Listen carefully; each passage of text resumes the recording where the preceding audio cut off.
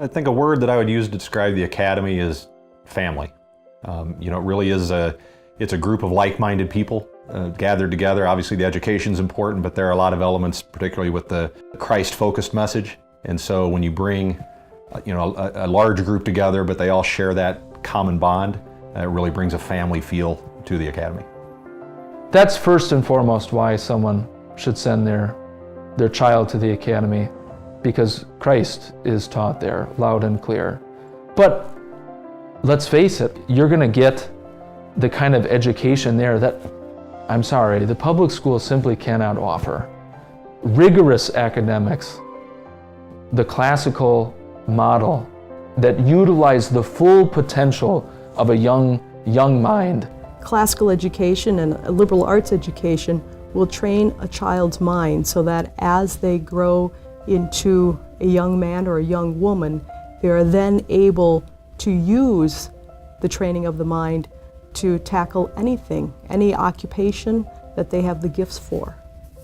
It gave me, I don't know, maybe a drive, not because I was trying to impress somebody else, but I wanted to do well for myself, and I think that's something that I learned here. I took that into undergrad and law school, and now I was able to work at the Wisconsin Supreme Court, and not many people get to do that. What they've learned here academically from the Academy has prepared them incredibly well. The literature, the history, the foreign language, the Latin background. Even though they don't take Latin in high school, they take Spanish, it's been instrumental in helping them understand, to learn how it is you learn a foreign language. And really, they have done amazingly well when compared to their peers from the background that they got here at Peace Lutheran Academy. Studying Latin here at the Academy did help me.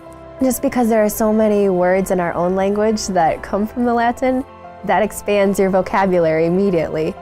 And then also, learning Latin, the grammar, really helped me learn English grammar. And then in college, I started studying Mandarin, and so I knew how to learn a language and the work involved. One of the key concepts of this is that it needs to be a partnership between all the families and the administration and faculty. The way the faculty reaches out to us, the communication that takes place, is really a central theme to why the academic experience here is so successful. The teachers, they're strict, but they're really kind. If we ask for a question, they're willing. They never don't have time for us. Mrs. Hughes likes to talk about how important penmanship is and how to hook a W and not hook a U. Whenever we're trying to get out of something, they always catch us and say, what about this? You're forgetting about, we're doing the Aeneid right now, and we were forgetting about this part where Aeneas goes to Sicily, and we said, well, he stops at an island. She asks, what island? I go, Carthage? It didn't work, because Carthage is in Africa. You find a family in your classmates. The older kids are instructing the little kids, and vice versa. I mean, the little kids are instructing the older kids, and that the older kids have to learn to serve them. This only offers more opportunity for getting to know one another, getting to know your teachers that much better, your teachers to know you all the better. When they're interacting with each other and arguing or fighting, it's the I'm sorry and then I forgive you. So that Christian love that they can show to each other, that really covers all sins, drives our classroom.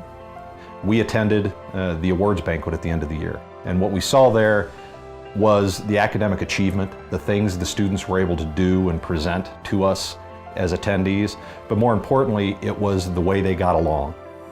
And when we left that night, my wife looked at me and she said, I think the decision is made. I said, yes, I think the decision is made. This is where our children are going to go to school.